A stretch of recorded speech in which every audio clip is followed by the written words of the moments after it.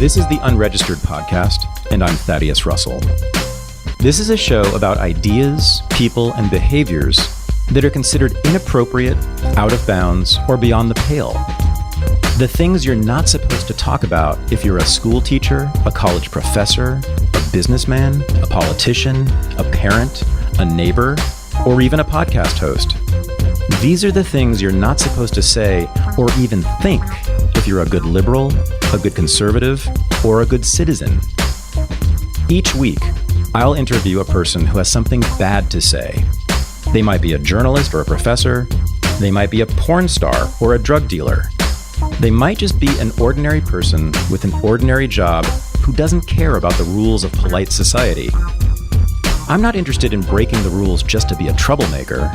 I'm interested in people who break the rules of conventional thought and to expand the scope of what is possible to say in our society.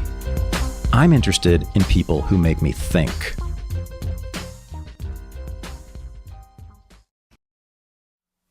At the recent Icarus festival in Rutherford, New Jersey, I sat down with the independent journalist Sam Husseini to tell the story that I think everyone needs to know, which is the story of the United States Bioweapons program, which began during World War II at Fort Detrick in Maryland, to today, with possibly the COVID outbreak. This is my interview with Sam Husseini. I've been walking around telling everyone that this is the most important event of this whole festival, and I really firmly believe that, even though I think everything we're doing is extremely important. But this is a story that if significant numbers of people know the story that we're about to tell, there's no question that the world changes. The story we're about to tell is connected to all of the most major events of our time. You will be shocked to find out that the United States Bioweapons program, which begins in World War II and has continued consistently since then, is connected in fundamental ways, as I said, to every major issue, the biggest issues of our time, and especially today. So I discovered this guy, Sam Husseini, I don't know, a couple of years ago. In fact, I think it was Max and Aaron, I think it was Max who told me about you, or referenced you, and I started to look you up. They said that there's this guy, Sam Husseini, is working on the lab origins thesis of COVID. And so I started looking at his work, and I found that that is really the tip of the iceberg of what Sam has been doing. He's been doing reporting and journalism on all the issues related to the bioweapons program, to the origins of COVID, and finding stories that truly make my jaw drop. So again, going all the way back to World War II, all the way to the present. The Iraq War is implicated here. 9/11 is implicated here. The Korean War, we're going to talk about that. And certainly even Ukraine, and of course COVID. So much is explained by what this man is doing. And I am eager, desperately eager for the world to know more, because his audience is simply not nearly big enough. And even people kind of on our side in the media have not paid sufficient attention to him, in my view. So we're going to do this today, and Sam and I have talked about this, we've planned this out. I thought it would be most useful and important for all of you, and really for the world, for him to tell the whole story, from the beginning to the end, not the end, to the present, because the end's not here yet. And we're going to do it. I know that Sam is such a clear communicator. I'm sure that between us, we can present to you a narrative, a unified, easily accessible and explainable narrative, because we really want you to go out there and tell other people about this. Because again, I'm telling you, the more people know about this, the more we might have peace. There's no question in my mind. And the safer we will be from things like COVID. So we're going to tell the whole story. It's going to be basically chronological. We're going to begin in the 1940s, and we're going to carry it all the way to the present. And we're going to do it in such a way, and if anything is confusing, please let me know. We're going to do it in such a way, again, as I said, that it'll be as easily accessible for you and all the normies out there you'll be talking to about this. So, Sam, first of all, begin with his Substack. All of your most important work, I guess, is there, right? And is there anything else people need to look at? Pretty much. My early stuff from the pandemic is at my previous webpage, but I link to that as well. Yeah. So Substack's good enough. Substack good enough to start. And it's just called Sam Husseini. Just Husseini. Sorry. Husseini.substack. Yeah. So please subscribe and read it. So all the materials are there, all the sources are there to follow up on this. And it's really the only place you'll find this stuff. Sam, there are, and we'll talk about them. There's a handful of journalists out there who are working on this, but I'm telling you, no one's doing the work that he's doing, and he's, in my view, clearly in front of all of them. And he's going to tell you some things today that will illuminate issues, I think, that will really blow you away. So, you ready? Let's begin with Fort Detrick in Maryland during World War II. But it really begins, actually, in this place called China. During World War II, the Japanese used extensive biowarfare against China. They had a thing called Unit 731 that developed and did massive amounts of human experimentation and animal experimentation with different pathogens, used it massively against China. At the end of World War II, the U.S. does not prosecute the Japanese heads of these programs. They absorb them and incorporate them into the U.S. biowarfare apparatus, which is headquartered at Fort Detrick in Maryland. And that was and remains the largest now branded so-called biodefense facility in the world. In the world for any nation. For any nation whatsoever.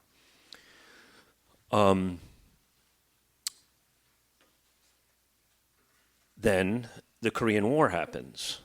The U.S. starts a program to use bioweapons in Korea. It's called Baseless. The Chinese go to the UN and say, you, the U.S., are using bioweapons in Korea. You must stop.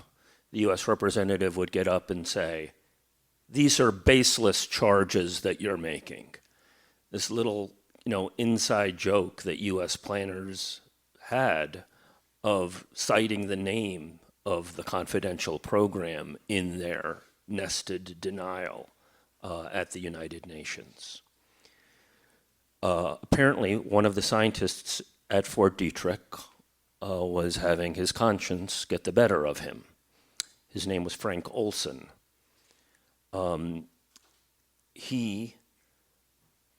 The best information we have today, was potentially going to blow the whistle on the U.S. biowarfare effort in Korea. And we can talk about how extensive that biowarfare effort was, but for these purposes, he dies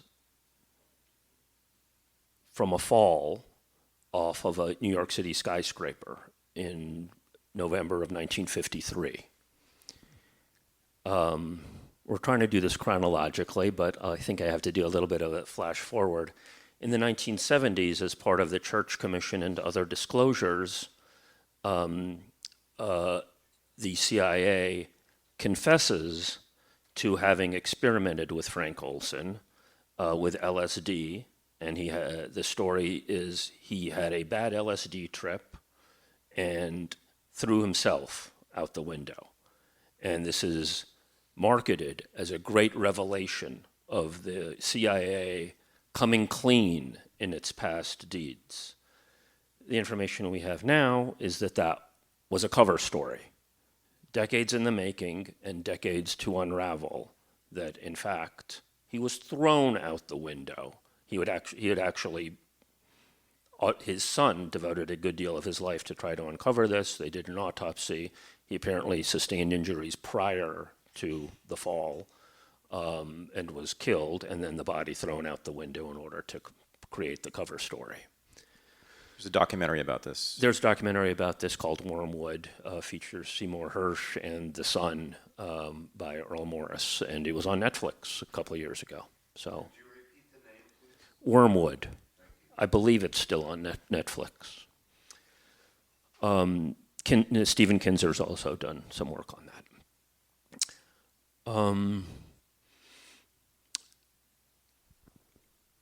So how far? The United States uses bioweapons in Korea. Right. What's the evidence, and who has presented that evidence? Several people presented the evidence in the years immediately thereafter. There was a British scientist who accumulated the evidence. The main proponent of that now is Geoffrey Kay, who's an independent researcher. Nicholson Baker, a noted author, wrote a book called Baseless, where he tells a good chunk of this story. He started writing his book to answer the question, did the U.S. use biowarfare against Korea? And he ends up not being able to answer it. He says, yes, they definitely used some level of biowarfare, but the book largely ends up being a lament about the limits of the Freedom of Information Act, and that all of these decades later, you still can't determine that they did.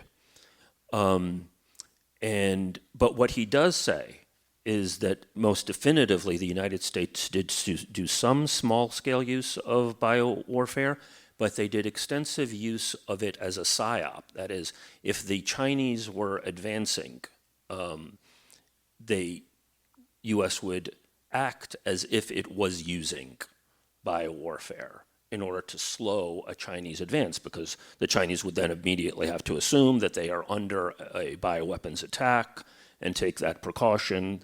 They would therefore not be able to do their military advance. So they would use it as a psyop, as a way of getting into the enemy's head and change their behavior. And underlying all of this is to what extent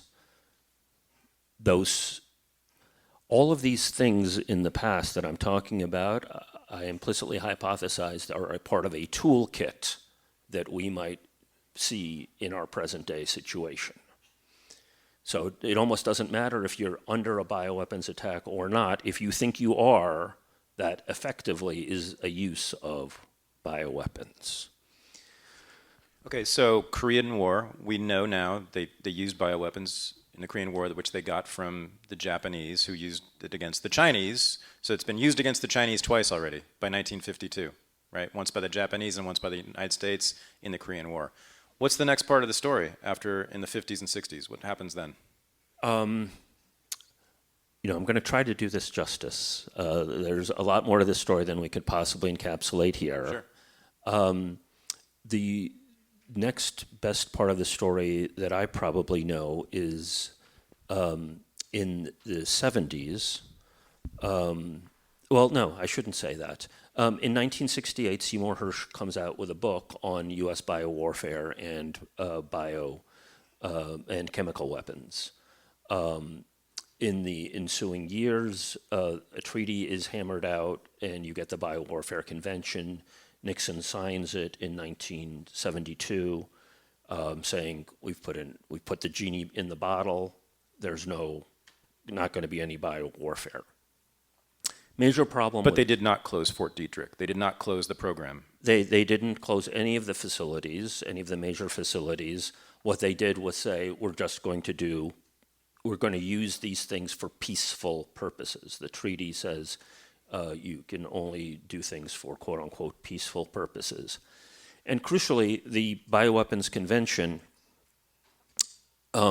never had an implementing agency. That is, the chemical weapons and nuclear weapons, they have IAEA and OPCW. There's no such agency as yet for bioweapons. We'll update that point. So in the late 70s, you have a documented use by elements of the Rhodesian government, apparently against black farmers. They used anthrax against black farmers in southern Africa.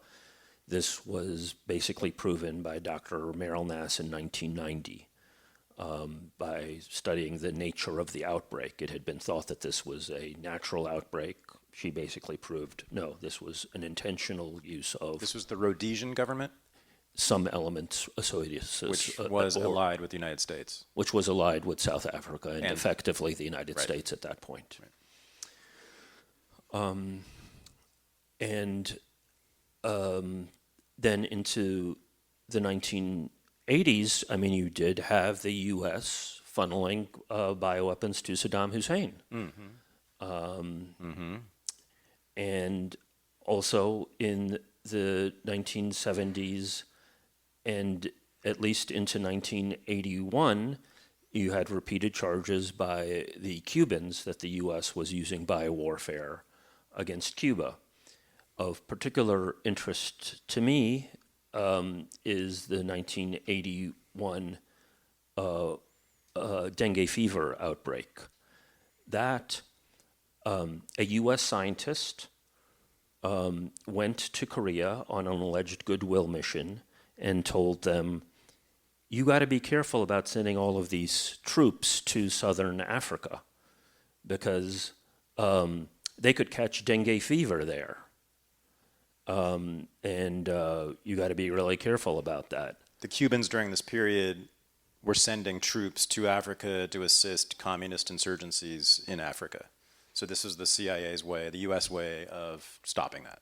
Effectively against the white supremacist government of South Africa at the core of it, but right. Yes. And then they immediately had a dengue fever outbreak. And there's some substantial evidence that that was not a natural event. Shall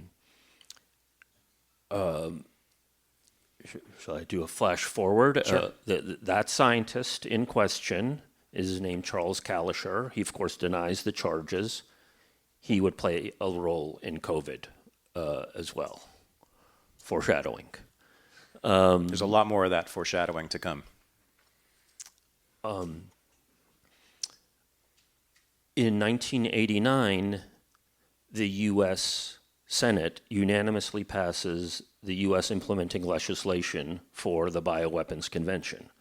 Notice this is, 17 years after it was signed by Nixon. It was written by Francis Boyle, a law professor at the University of Illinois, in cooperation with the Council for Responsible Genetics. Francis Boyle is something of a friend. He will be annoyed when I note that this could have been a very Machiavellian move on the part of the U.S. establishment, because we're, again, the year 1989, this is 2 years before the Iraq War, and Saddam Hussein had just used biological weapons, and the U.S. had turned a blind eye to it at the time, but that signing effectively put a target on the back of any U.S. official that facilitated that. So any faction at the State Department that facilitated Saddam Hussein's use of biological weapons could credibly be threatened by the U.S. implementing legislation of the Bioweapons Convention at that point. 1991, of course, you have the Gulf War, and then you have a massive sanctions period against Iraq. There are charges during this period of bioweapons attacks by the U.S. on Iraq.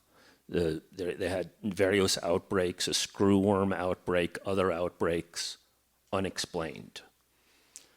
Then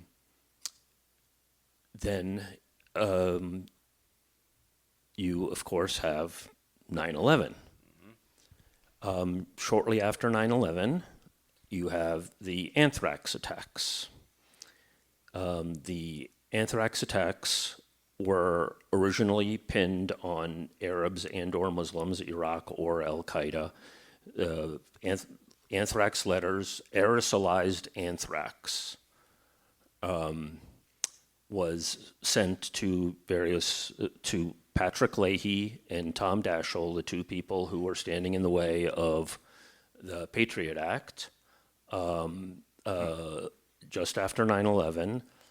I mean, the more I think about the chronology, the harder it is and the stronger it is. Yep. Because let's do the chronology, at least in this part, really accurately.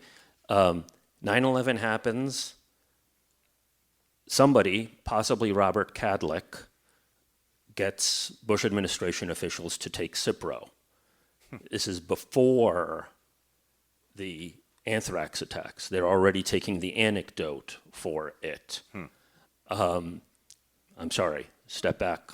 Before that, there was a war game that foreshadowed called Dark Winter. When? In like 2 months before 9/11. Anthrax, before 9/11. 2 months before 9/11. You have A bioweapons war game. Bioweapons war game.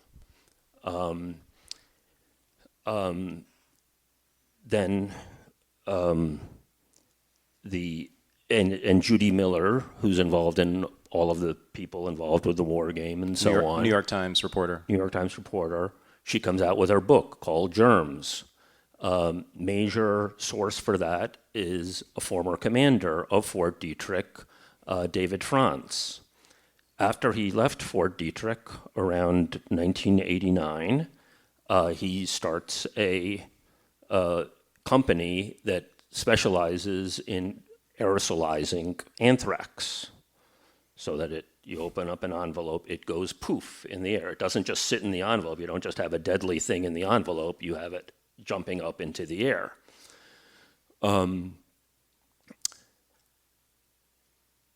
Then they start they ram the Patriot. So the anthrax letters say, "Death to America, death to Israel, praise to Allah, you die now." This was what was sent out all over the place.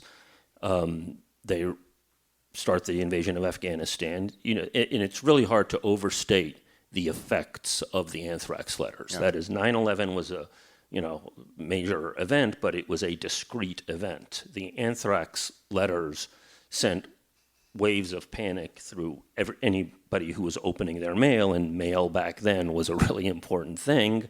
Sent everybody into this fierce mind state where they had trouble thinking straight.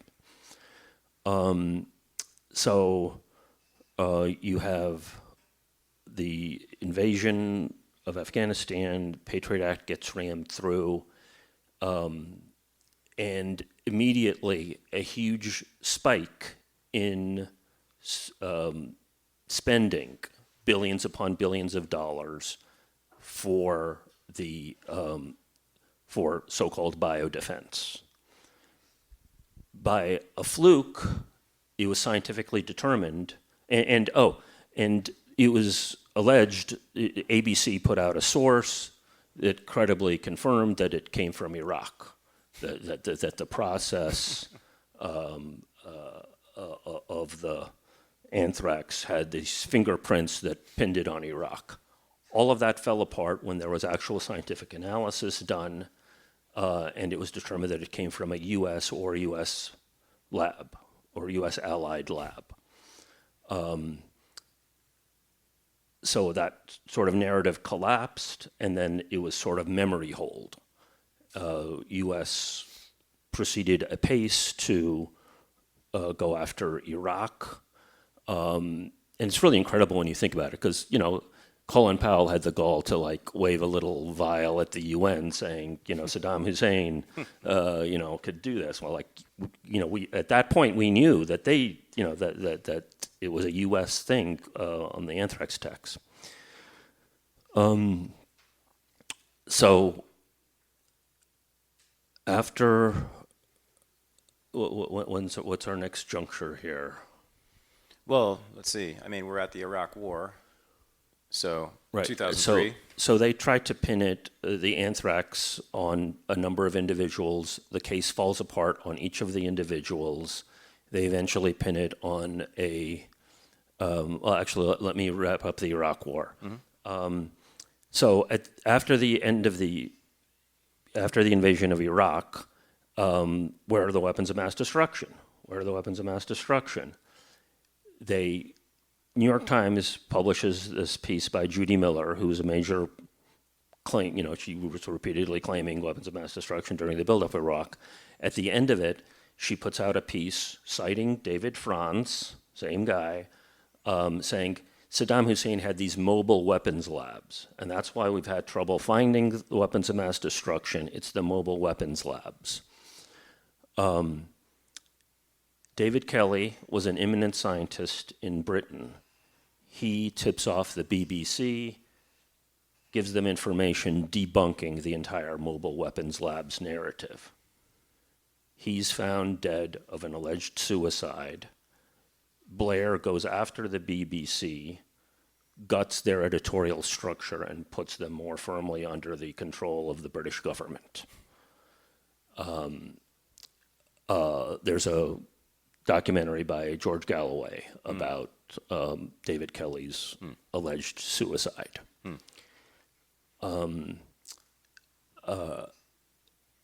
FBI tries to pin the anthrax attacks on several scientists. The case falls apart with each and every one of them. They eventually claim that they're about to pin Bruce Ivins, a scientist at Fort Detrick. He dies of an apparent suicide, and therefore there doesn't need to be an investigation. FBI doesn't need to prove their case.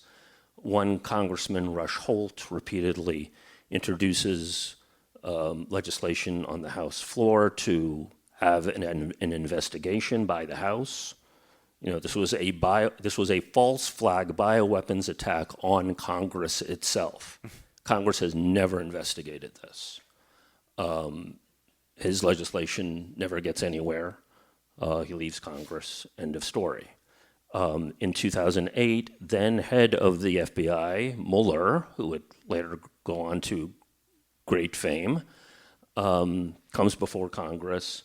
Patrick Leahy, one of the targets of the anthrax attacks, tells him to his face, I in no way, shape, or form believe that Bruce Ivins could possibly have done all of this by himself. That is, your narrative makes no sense whatsoever. And that's the end of the anthrax story. Is Ebola next? Yes, 2014. So Sam's work on Ebola is, there's only Chernobyl is the only other person who's done this kind of work on Ebola. So what you know about Ebola is wrong.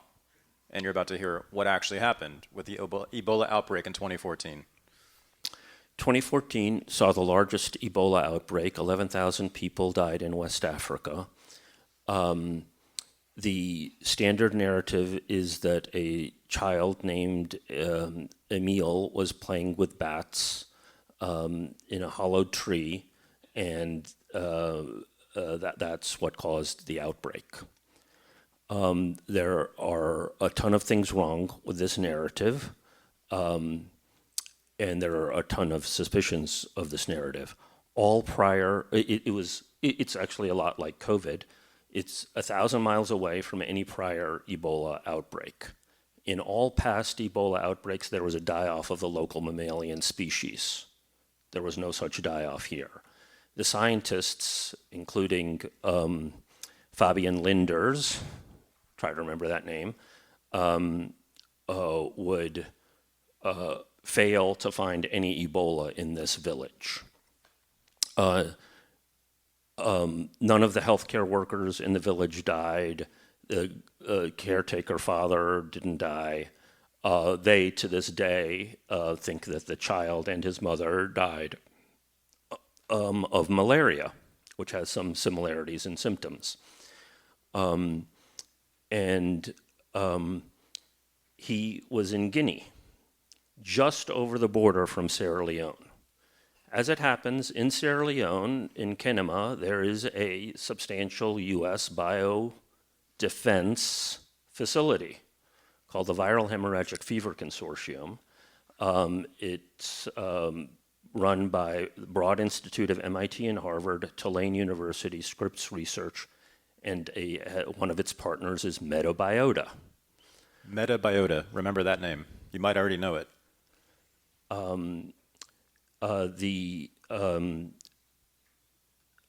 They claimed that they were not doing Ebola research there.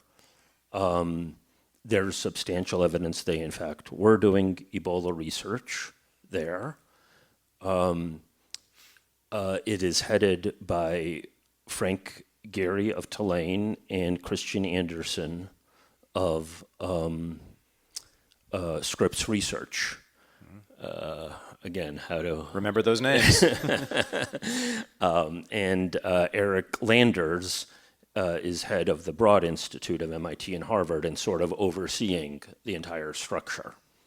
And another thing about this story, and boy, I'm going to do something about this because it's quite striking to me now, having talked to the Gray Zone guys, Tracy and Sam here, how not implicated, but how intimately partnered the universities, American universities, are in the national security state and defense research, and especially bioweapons. You just heard Harvard, Scripps, Tulane, at the center of these things, right? So it's an important thing to note that our professors are up to their necks in this stuff. Absolutely. Ebola accelerates in West Africa.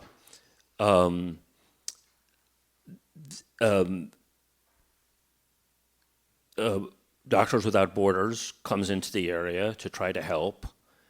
Once they first get to Guinea, and then once they get to Sierra Leone, they are shocked at how extensive it is in Sierra Leone. And they talk in their final report about a hidden outbreak.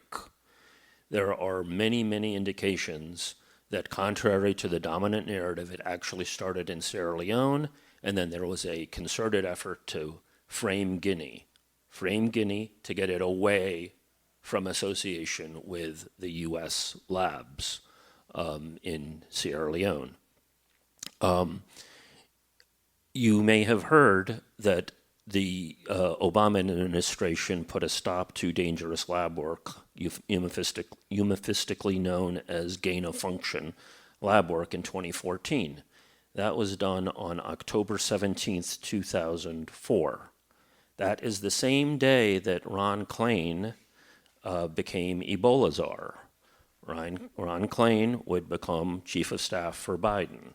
He was made Ebola czar then. Same day, that's when they stopped funding dangerous lab work. I don't think that's a coincidence. Lots of other strains there, but let's press on. So let's get to 2019. Is that a good place to go? And Crimson, what was it called again? Crimson Contagion. Crimson Contagion is another one of these tabletop or war games that, like Dark Winter that happened right before the Anthrax attacks, Crimson Contagion happens right before. When, specifically, in 2019? I think it's extended for several months. I think from February to August of 2019. So February to August of 2019, well before COVID, right? You have the United States running bio-war games. And among the participants were Avril Haines, who would become DNI under Biden, and Gao, who was head of the Chinese CDC. And then the COVID outbreak happens. Right. So tell this story. So the COVID outbreak happens first in China I guess one of the first reports... Again, we think it happened in China. Right. The first reports are... I don't know that, but yes. Are they December or November? No, the first reports are possibly as early as October, I think. But okay. Yeah. And then the very first person who asks a question about the origin of COVID turns out to be...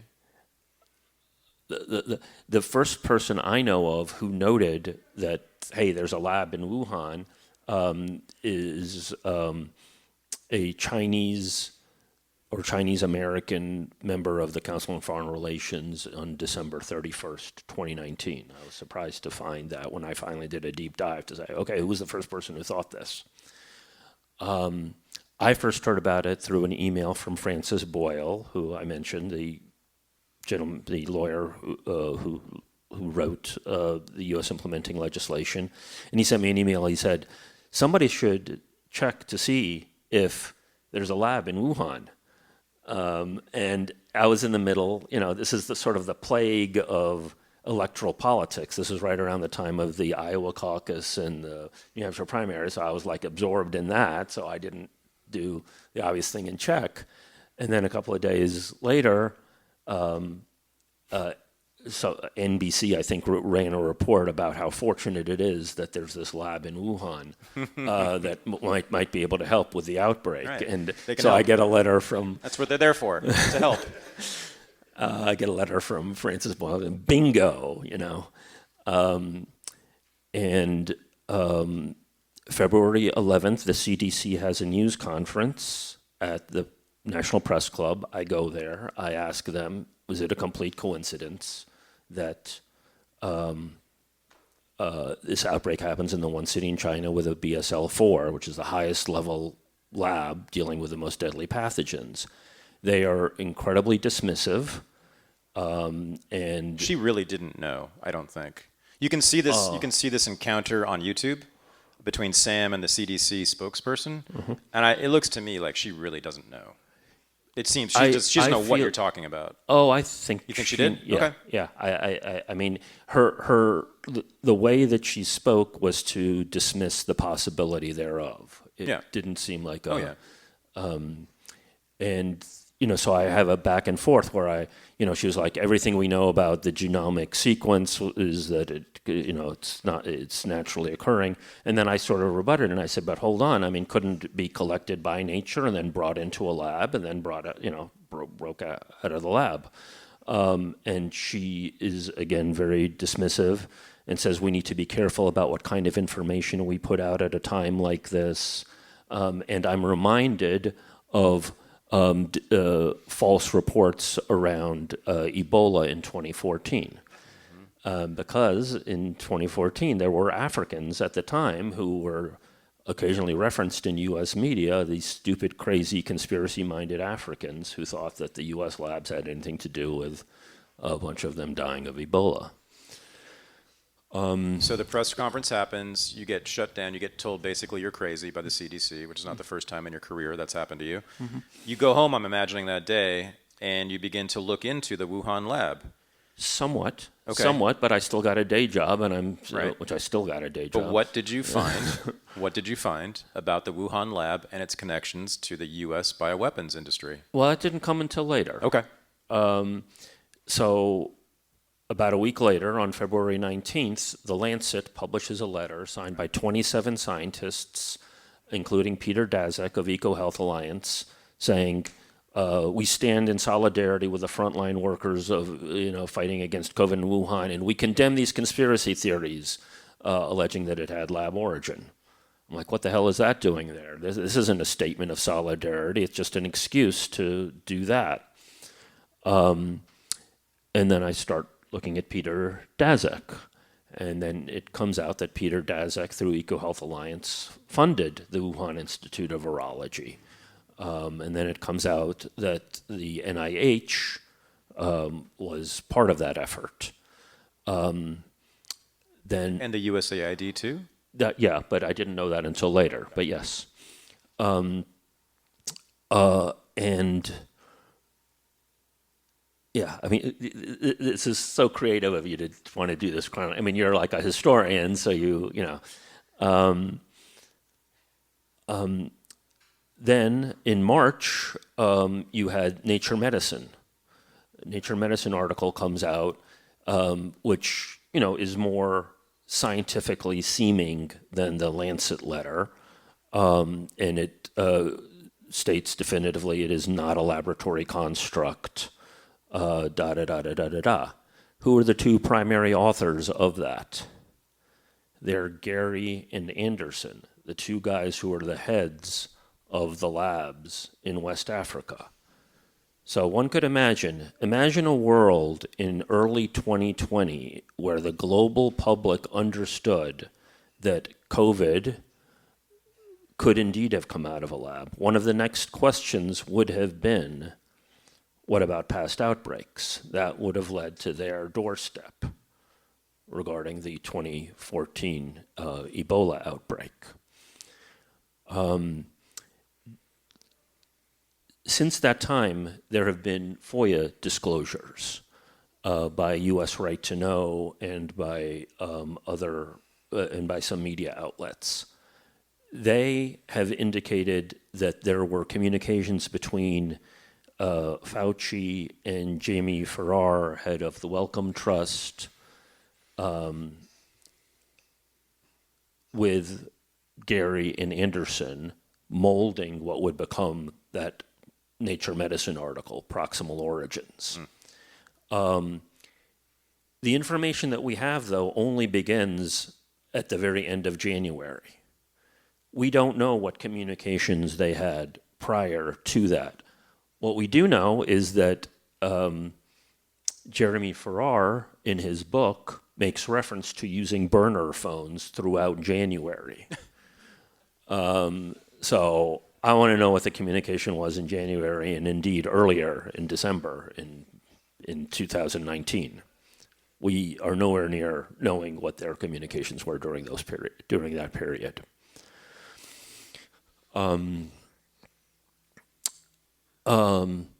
WHO finally says, okay, we're going to investigate what the COVID origins are, and we're going to put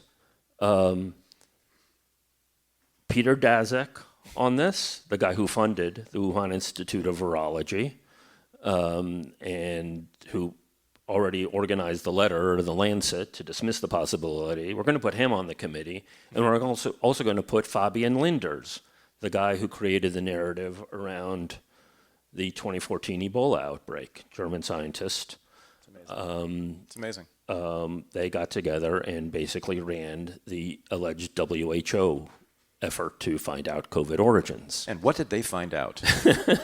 They, among other things, they thought that maybe it came in frozen food from somewhere else. Yeah. Just, whatever, all kinds of, whatever stuff. Then I'm cranking out pieces at this point, giving some of the history that I've told you. I got a piece in Salon. I got a piece that I published, and I think I don't think even Counterpunch published that. I don't think anybody else. I connect with Independent Science News, and they published my stuff at that point. It's headed by a virologist who I co-wrote my Ebola piece with, Jonathan Latham. I start really looking at Peter Daszak at this point. I find out that he's getting far more funding from USAID, which is basically, soft power CIA. Had been getting funding. Prior to COVID. Totally. In the Wuhan lab, or for the Wuhan lab. For everything that he does all around the world. Okay. But yes. Right. And I should also note, during this period, you finally had Trump sound off on this. I think in late March, Trump finally sounded off, which really shut down debate. I mean, it had been shut down, but that sort of sealed it. Just when he called it the China virus? Yeah, and then he said that it might have come out of a lab. That might have been two different instances. Okay. Then eventually he would cut off funding, the NIH funding for EcoHealth Alliance, which again is a totally nominal part of their budget. You had 77 Nobel Prize winners rebuke Trump for this. So that's another strand of, okay, So there's a mechanism for these periodic letters from Nobel Prize How winners. many of those Nobel Prize winners receive U.S. government funding? I know that the organizer of the letter is a major recipient of U.S. funding and indeed runs a thing called New England Biolabs, which produces material that all of these labs, including government labs, buy their equipment from. So that's a whole political economy to that.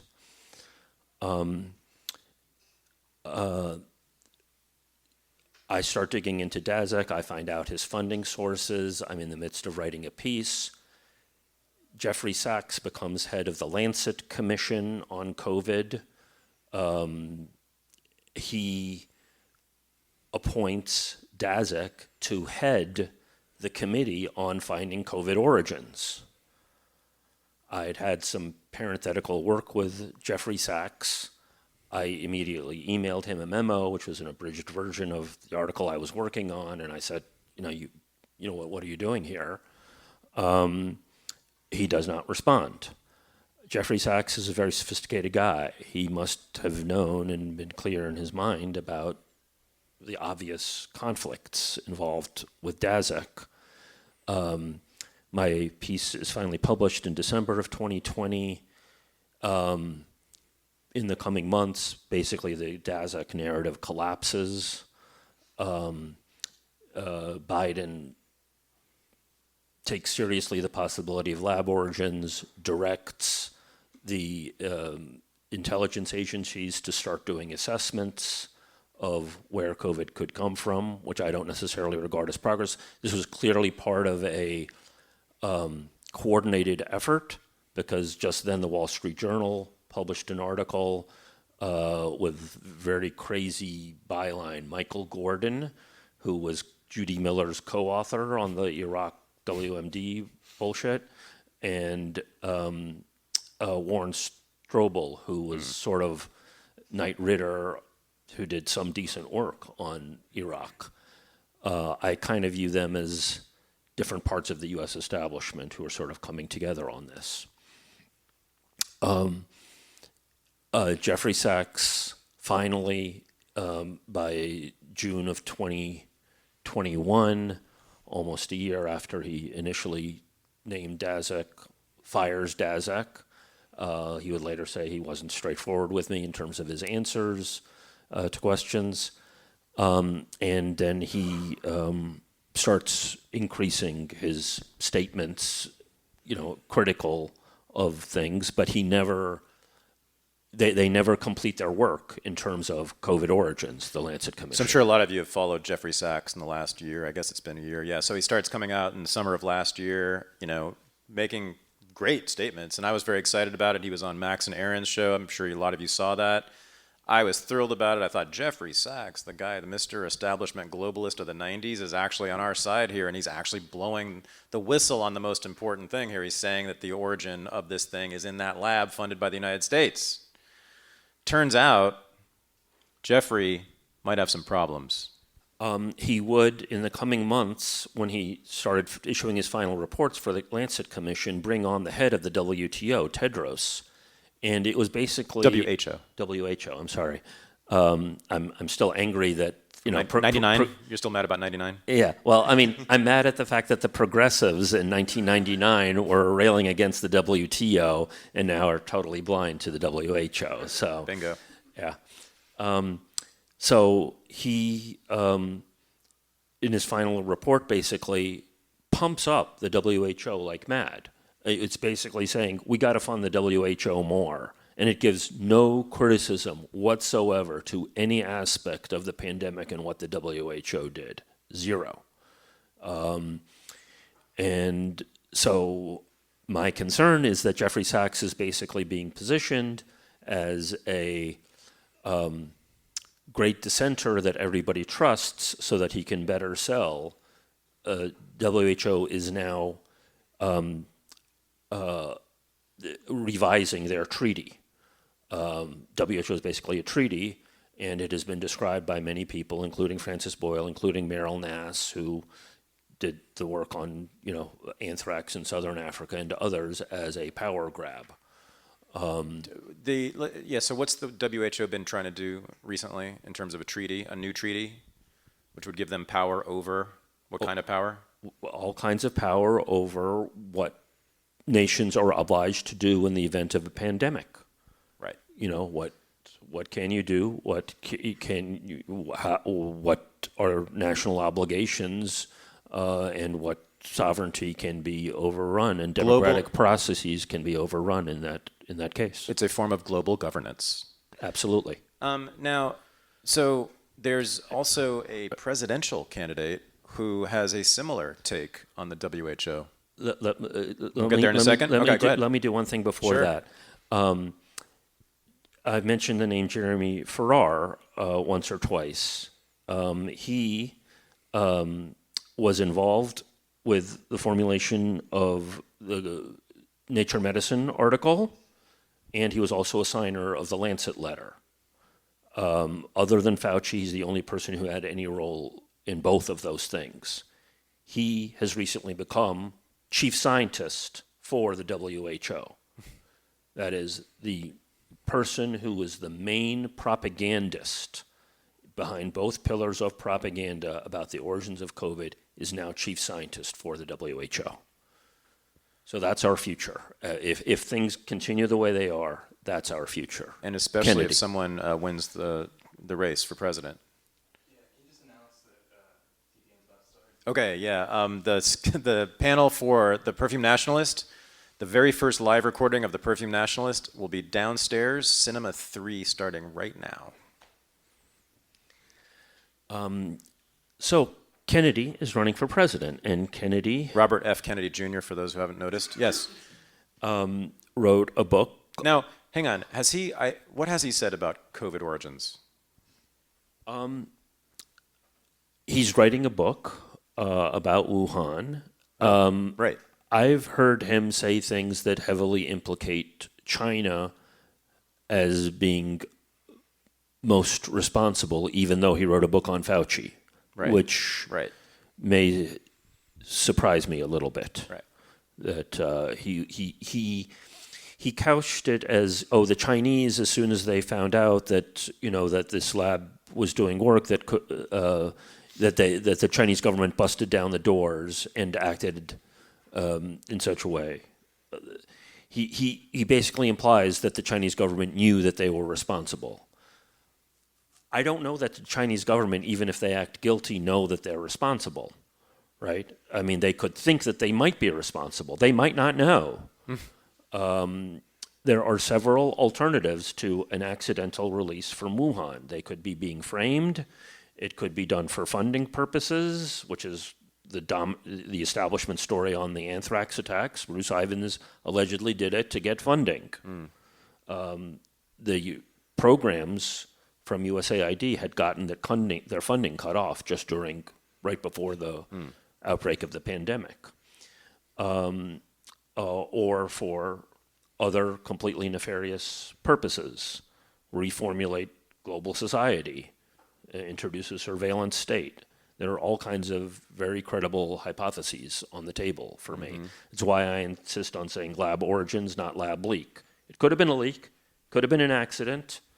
It could also theoretically have had natural origins. We don't know for certain that natural origins is off the picture. So I think it's incredibly unlikely at this point, but there you have it. What is RFK Jr.'s position on the WHO, Sam? I have not heard him. I'd be delighted to be corrected. I have not heard him as president refer to the WHO, as candidate refer to the WHO. I'm sure Children's Health Defense, his organization, has said good things.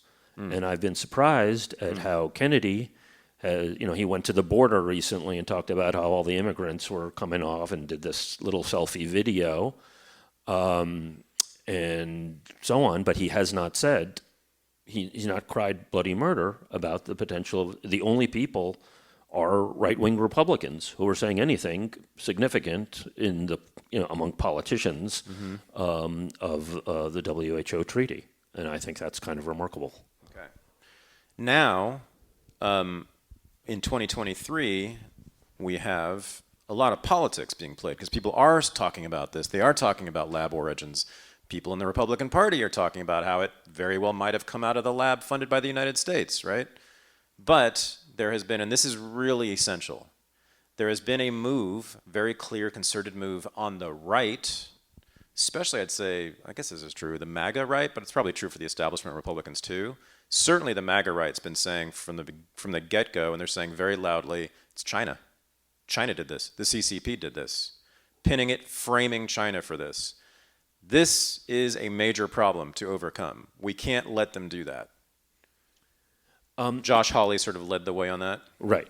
So the dominant, rhetoric is, China did, even if it came out of the lab in Wuhan as an accident, totally possible, it's still in the context of a U.S.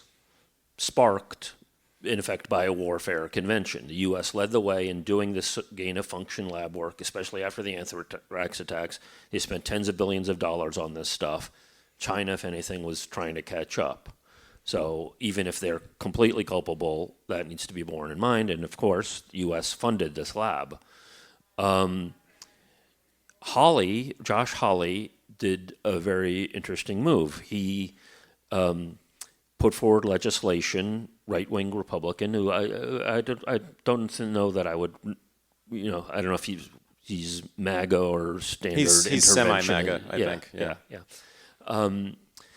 So he put forward legislation that he sold as declassify all the information relating to COVID origins. He'd go on Fox, he'd claim this. Establishment media, Washington Post, when they reported on it, they would claim the same thing. It's not true. You read the legislation, what it actually says is declassify all information relating to COVID origins and the Wuhan Institute of Virology. That means that all information not pointing to the Wuhan Institute of Virology is not going to be declassified.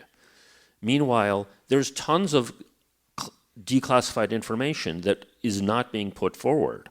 I, harangued the State Department a month or two ago, earlier this year, about U.S. right to know, FOIA'd USAID about a ton of stuff. 3 years later, almost, nothing, zero, nothing back for using FOIAs. So Hawley is falsifying what his legislation says about declassifying information. You could also even interpret it as if there's information exonerating the Wuhan Institute of Virology, it also would not be captured by this declassification scheme. Footnote to that is that Hawley, just at this time, flipped his position on Ukraine.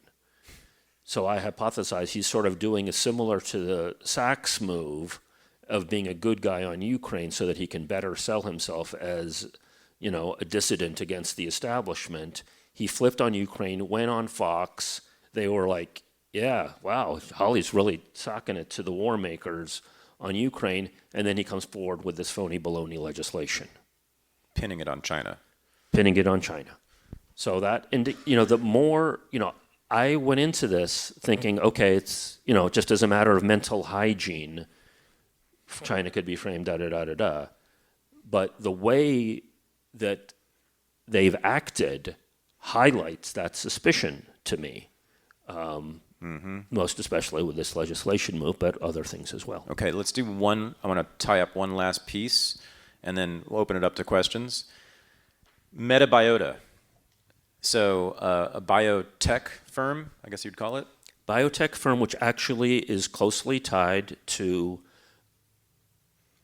big tech. Yep. In-Q-Tel, which is the CIA's investment vehicle. In-Q-Tel, the CIA's tech firm. Or it's tech investment. They're the tech investment firm for the CIA, yeah. They were... Metabiota was, I think it's still maybe, but it was based in San Francisco. Metabiota was based in San Francisco for years. Right.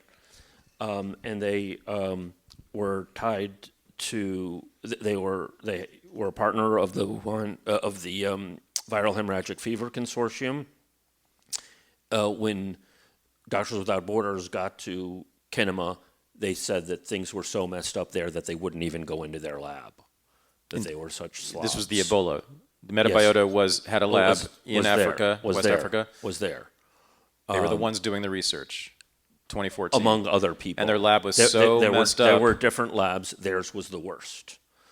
They were also involved in Ukraine and tied through Rosemont Seneca with Hunter Biden. There is an email that I got from Sam from Metabiota to Hunter Biden. Some of you may know about this email. When was that email? I can't remember. I'm sorry. It was before the Ukraine wars, before COVID, I believe. Right. Probably around 2019, something like that. In which one of the people from Metabiota says to Hunter Biden, we're looking forward to working together, Hunter, to bring European values to Ukraine. Right. Right. It's ideological. It's part of the United States globalist imperial apparatus here. And, of course, the U.S. claimed that there were no such labs in Ukraine initially. Multiple U.S. government officials, finally, when Marco Rubio was questioning Victoria Nuland, apparently in an attempt to say, dismissing this notion that there are U.S. Bioweapons labs, she was like, there are U.S. bio facilities in Ukraine. And she said they're totally safe, but it's very important that we don't let the Russians get control of them. Exactly. Exactly. And there is evidence that they had anthrax in 2005, that those labs did. We don't know very much about what's happening in those labs. We know that at least one of them was a BSL-3, which indicates that they're dealing with deadly pathogens. And Richard Ebright has said, I think that something like 40% of BSL-3 research is gain of function. In general. Yeah, in general. So right. BSL-3s and BSL-4s are where the bad stuff happens. Yeah. Okay. So that's a general picture. Hi. So yes, the United States government is responsible for COVID because of its attempts to establish bioweapons that would kill possibly the entire world's population, that it's been doing since 1945, since 43. Detrick was 43, I think. One part of this timeline that I should note is in 2011, scientists at the University of Wisconsin in the Netherlands weaponized the avian flu. The avian flu is highly deadly but not highly contagious. These esteemed scientists made it so that it would be contagious. So that it has a lethality of over 50%. It's been estimated that if it were to actually get out, it would kill billions with a B people on planet Earth. And it was made courtesy of the NIH in the Netherlands and the University of Wisconsin.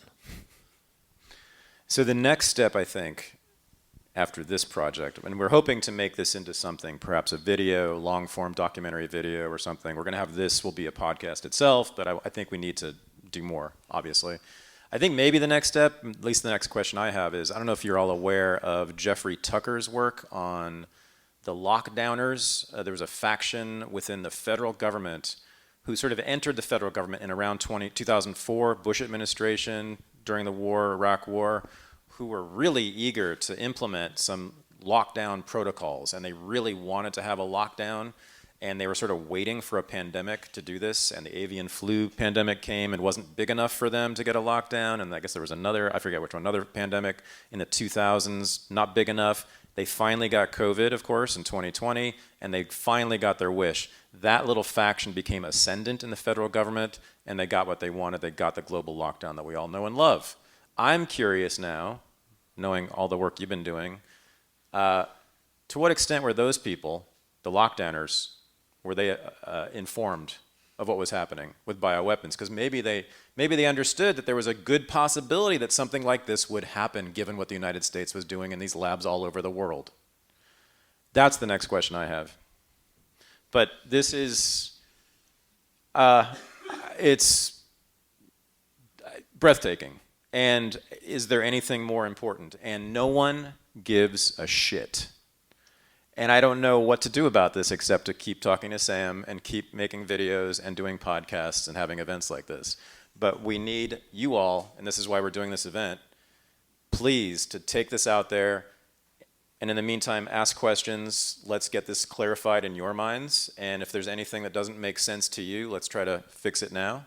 Because this is the only way we're going to get this done and end bioweapons research, which threatens everyone in all sorts of ways, both in terms of pandemics, in terms of leaks, accidental or not, and in terms of the wars that have resulted from it.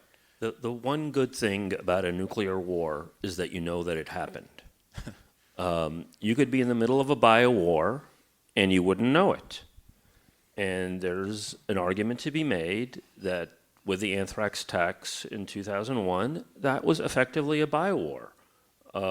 It threatened biowarfare against the American public, put them in a state of fear, helped launch the invasions, and then COVID, which put everybody in their house and dramatically altered society, dramatically altered wealth accumulation, and so on. And we were rendered vulnerable to all of this in part because the groups who might have scrutinized it were out of business.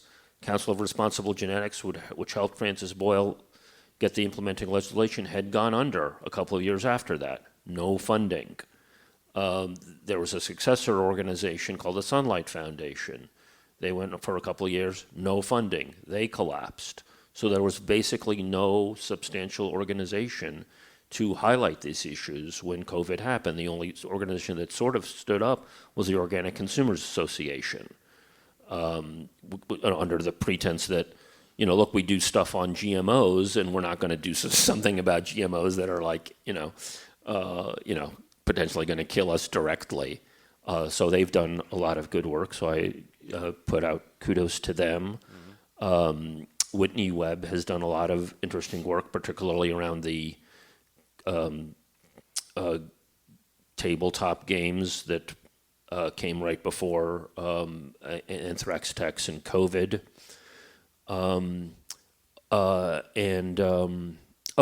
Footnote, David Franz, who I said did the anthrax and came out of Fort Detrick and so on, he would end up as senior advisor to EcoHealth Alliance. There are several connections, personnel connections between the anthrax attacks and COVID. Anthrax, Ebola, and COVID, all three. You have the same cast of characters there. And then Ukraine as well. Yeah. It's remarkable. Right. It is remarkable. I said to Sam when I first talked to him about this stuff, I guess about a year ago, I said, what we really need is a movement. We need a global, not a national, we need a global movement coming from the anti-war movement, an anti-biological weapons movement. It seems so simple to me and so straightforward and so obvious, but it just seems so difficult at the same time to get any traction with that. But we just have to get the word out about this story, and I think that's the only way we're going to form a movement like that. So if you have any questions, please come on up to the mic. I see we do. Excellent. Oh, we really do. Fantastic. Sam, thank you for your work on this. It's really remarkable. Thank you. My question is about Crimson Contagion. Yes. How did you find out about that? What, if any, more details do you have about what went on? And lastly, does the existence of that and anything you learned about it point you toward an operational motive, or rather than a leak or an accident? I found out about it through Whitney Webb. She writes at Unlimited Hangout and did the best work on these tabletop games. Just simply the existence of these things and the timing of them indicates the possibility of premeditation, and the zealousness with which in their tabletop games they embrace lockdowns and so on, things to reformulate society, also indicates that, I would say. Great question. Yep. In light of this, can you explain to me, when I sit down sometimes with my conservative friends, they'll agree with me on Russia, they'll agree with me on Biden, of course.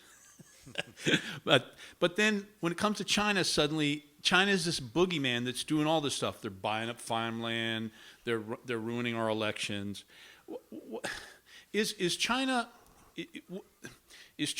okay, I know you don't agree with this, but is it part of this unified conspiracy and we ain't in it, or are there factions in China? These people, this person who's in the CFR you talked about, is this a Chinese expat or refugee who was recruited by us or Soros? Can you explain some of that just in context? My sense of it is that, and I hear this from the right, that China is the model for World Economic Forum, and that's the threat. And I think that's half right, but we got to be careful. I think that what's going on is that elites from both the United States and China are trying to combine the worst elements of both. That is U.S. corporatism with Chinese authoritarianism. And we need to do the exact opposite of that. There's a lot of good stuff about Chinese culture. I love listening to the Tao Te Ching. It's a very profound piece of work. I love U.S. individualism. I think that we need to combine those two things and globalize them rather than what we call the globalists are doing. I believe in an actual globalism of people sharing information and the heritage and so on. So I think that the U.S. right wing is right to be wary of Chinese authoritarianism and any kind of authoritarianism, but it's not China is the problem per se. I hope that's helpful. Yeah, I mean, give me pushback if you like. What do you do with someone like Brian Berletic? You know, I mean, he basically claims, you know, there's our social credit. Seems like our social credit system here is worse than theirs. And but every day I turn on, I'm told about this Chinese social credit. I'm trying to get my arms around it. I mean, I sure don't understand why we're going to go to war. It's a super important question, but it's sort of orthogonal, although not entirely, right? Because when I first heard about this, I said, "Oh my God, that China and the United States are collaborating, right? And they're making bioweapons together over in that's what it looked like at first, right? Together." And of course, we have the history of joint war games with China and Canada, just prior to COVID, and of course, all the collaboration with China. All the American universities have major collaborations with the CCP, right? I mean, I taught like generations of. It's actually CPC. Oh, Chinese Communist Party. Every time I hear CCP, it tells me like you're picking up some of the framing from here. Oh, well, it's not a big Chinese Communist Party. Is that good? Sure. Yeah. So I mean, we know that long collaboration, right, between elements of the U.S. government and the Chinese government. But then there was a turn. And I'm still figuring this out too. I don't know exactly. But we know that in January of 2022, or January, Xi Jinping went to Moscow and met with Putin, and they established this new agreement, this eternal friendship, they called it, right? And in that moment, the entire U.S. foreign policy establishment turned on a dime and said, oh, now China's the enemy too. Because the number one objective for the U.S. foreign policy establishment was to remove Putin from power, and every other objective was subsumed under that. So if you worked against us on that war against Putin, you are now the enemy. So China made their fateful decision to become the enemies of the United States by doing that. So now I don't know what to think about the relationship between the two. Against China come before Russia really. I mean, I know they've always been militating against. Not really. I mean, what was it, the constructive cooperation, constructive dialogue. They had some phrase, the establishment had some phrase about the relationship with China that was not really antagonistic and actually quite cooperative. But about all the collaborations that were done, right? I mean, the reason that the Chinese Communist Party is all up in all the universities in this country was because of its relations with the United States. Most of those universities are state, or federal universities, federal funded universities. So, but I don't know now, since January 2022, something has clearly shifted, and I think the foreign policy establishment is now trying to figure out what to do with China, except they now know they have to be hostile to them. But in terms of collaborations that might result in something like COVID, it seems unlikely now. But in terms, that doesn't really explain, though, like whether, to what extent there was a collaboration, open, knowingly, that produced COVID between the two, right? That still could be the case. China could still be culpable in this, can it not? It could certainly be, right, or okay. Elements of it could certainly be. To some extent culpable, but yeah, no. But the main responsibility seems to me. Again, elements within the United The States US. and elements within Yes. China, yes. Yeah, I mean, but And federal agencies And more within- generally, the U.S. drove this whole field. Yes. There were repeated efforts to put teeth into the Bioweapons Convention that the U.S. blocked at the UN over the years. Do you know what percentage of BSL 3s and 4s in the world are owned by the U.S.? Almost all of them are in some way either funded or controlled by the U.S. That's I mean, I'm pretty sure much that there's some in Europe. almost all you need Some to in know. Europe, but That's almost all you need to. By the way, if COVID had never happened, would we want to shut down those labs? Yeah, I think so. Yeah. Would we want to shut down bioweapons research? I think so. By governments? I think so. So even without COVID, we want to go pretty hard on this. Yes. Yeah, so going back to what you were saying about, getting the word out on everything, I think that as time has gone on, I remember when, you said Matt Taibbi, only a certain group of people would know who you're talking about, or Glenn Greenwald. I think that with the proliferation of podcasts and what you guys are doing and all these other people, starting to rise, which might have been, COVID might have been the catalyst to all of that, or accelerated that response. I'm thinking we're at this, I'd like both your thoughts on this. I think we're at this tipping point, which could be anywhere, which is dependent on numerous factors, AI, improvements in technology, that it can go either way. Like you were saying, Mr. Husseini, where we're adopting China's worst aspects and adopting them into our, becoming this authoritarian corporatist state. And I'm thinking that it's going to go either way, where, people, I'm noticing more people are realizing that they're being lied to and that there's clearly bullshit going on more now than ever. And I'm just wondering what we're going to see, if it's going to tip in the scale where we see the state go full authoritarian and basically the veil is off, where it's they fully adopt what China's doing, or if it's going to be more along the lines of, the majority of people end up pushing back, and what the hell that looks like. Because I think you're always going to have a small percentage of people who, even if they know they're wrong, it could be the New York Times crowd or whatever, they're usually tied to those industries or affiliated, that you're never going to be able to move. But I think that they're just a very small but very vocal and very influential minority.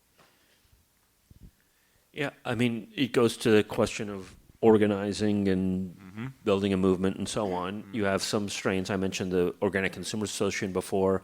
There's a new group that has basically been built around Richard Ebright, who's at Rutgers, not far from here, called Biosafety Now. They're kind of moderate-ish in some ways, but their basic goal is to shut down, to stop all of the creation of potentially pandemic pathogens. So there are tangible moves and organizations that people, can plug into in addition to getting information out. Yep. Matt. So I'm really concerned about the updates to the WHO treaty that was mentioned, and I don't know if this is true, but I heard Jimmy Dore say that we only have a few months to reject it. Otherwise, we're already on board with it. Like the U.S. has to. We don't. There's no vote on it in the Senate or anything because we've already signed on to the previous treaty, and the only thing we can do is reject it. And we only have a few months left before this, goes into effect. So I was just wondering if that's accurate information. That's my sense of it. The best person on this is Meryl Nass. She has a Substack, and she's been cranking out information, and she's trying to form a group that's dedicated just simply to the WHO treaty. Spell it.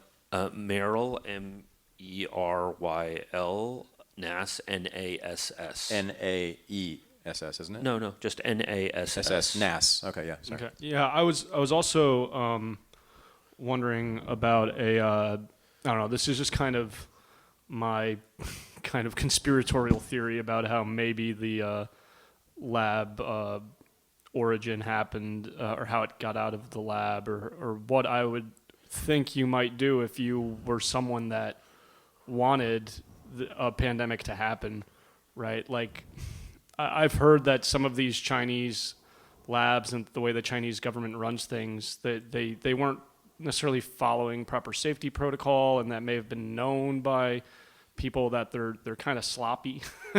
And so, maybe I would fund the research in a lab that I know is going to handle it sloppily, and just hope that it escapes. All you need is an accident. Yeah, exactly. Yeah. So, like, it's just an accident on the Chinese government's part, and they think it's their fault. Right. But it was, people funding it were hoping for the accident. Right. One of the many plausible scenarios. Boris. Yes, I remember something you mentioned in passing about some outbreaks of random stuff during Gulf War I. And I remember from my youth controversy about all these wacky untested vaccines that our soldiers got. Right.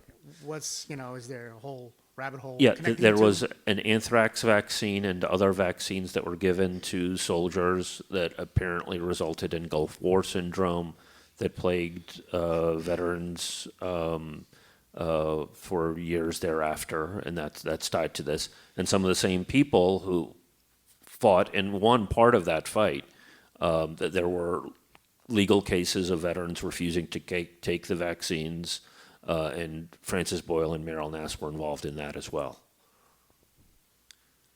So earlier you mentioned that the origins of previous pandemics or outbreaks may have been called into question.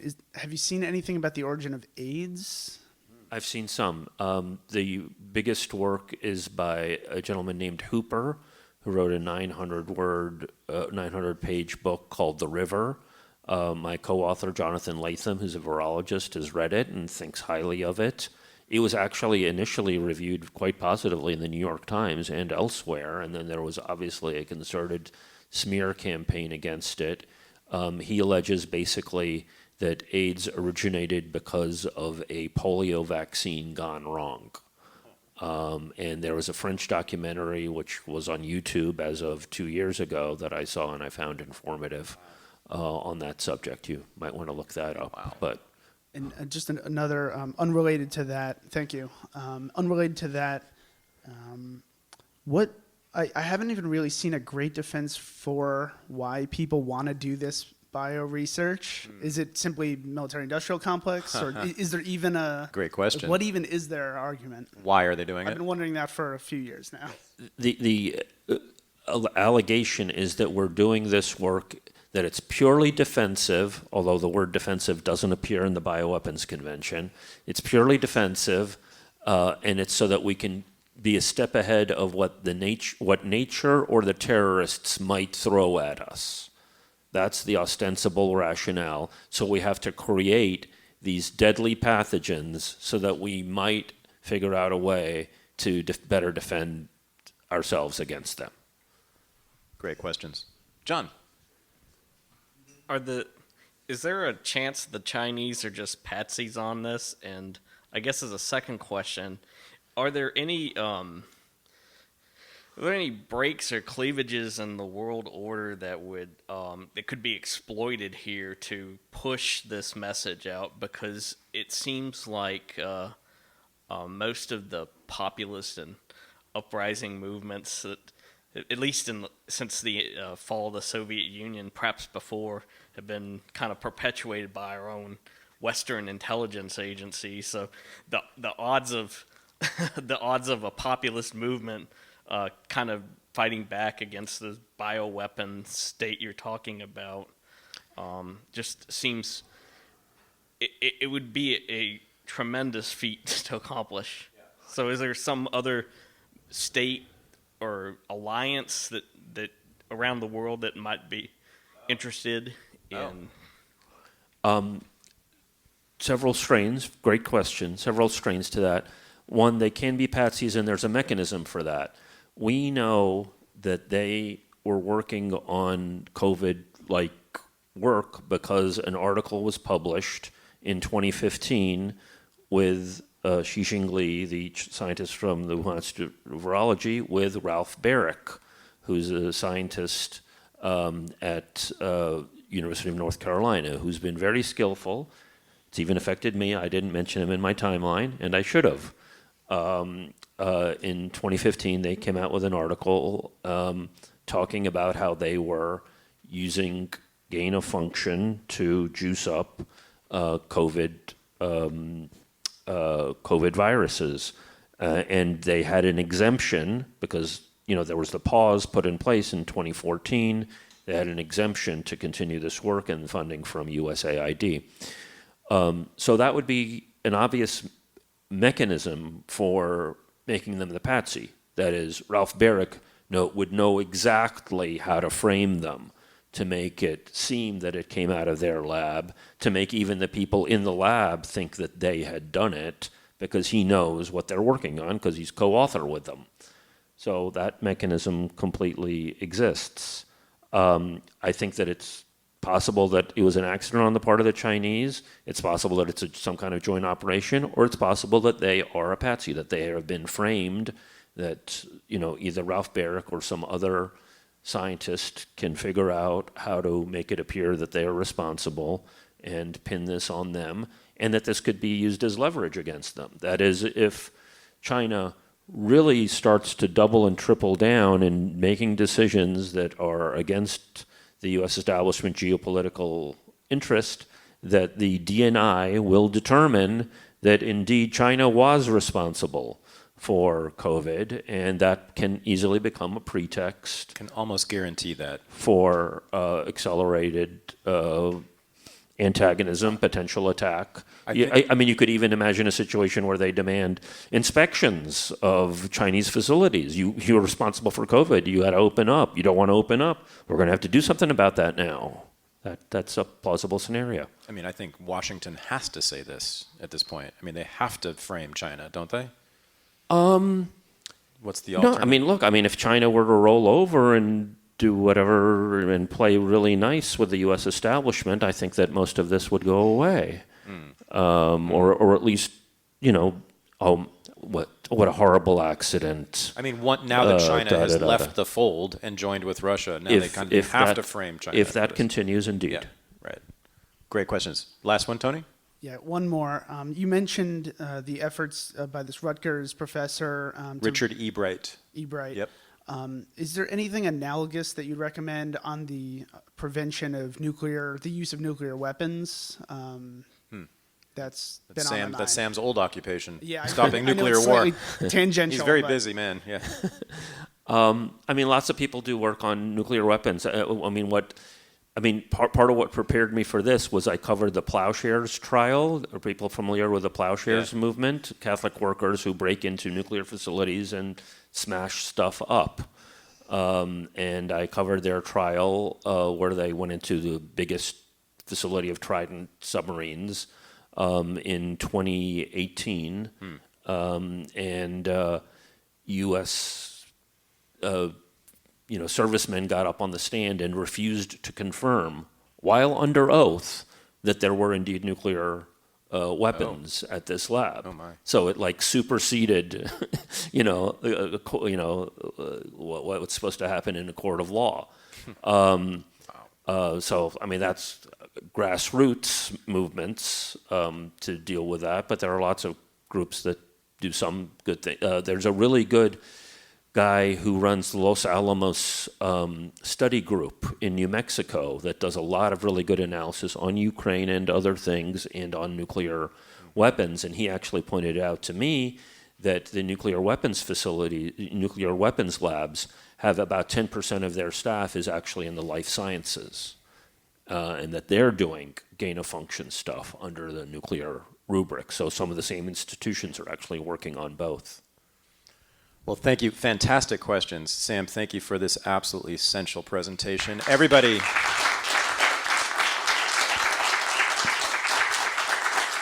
please go to Sam Husseini, Substack. Subscribe, share it around. When this video comes out, which will be probably in the next couple of weeks, please share it. But most importantly, talk. Talk to the people you know and let them know what's happening. Yep. What channel or where would we be able to find this video? So this will be an unregistered podcast episode, but Sam will also put it out. Yeah, but again, so it'll be on Sam's Substack, but on my channel, on YouTube, and Rumble. Go to Rumble instead. Unregistered podcast, and subscribe. Thank you all very much. We'll see you tonight. Again, the Unredacted, formerly Jihad Rehab, will be in the Rivoli Theater at 6:30, followed by the panel with Max, Aaron, Clint, Sam, and Tracy, and I. So, and Makes Maker, the maker of the film. So that'll be after the film tonight. We'll see you then. Thank you. This is the Unregistered Podcast, and I'm Thaddeus Russell. To become a patron of the show and have access to bonus episodes, AMAs, and the Unreported News Analysis Show, go to patreon.com/unregistered. Thanks for listening.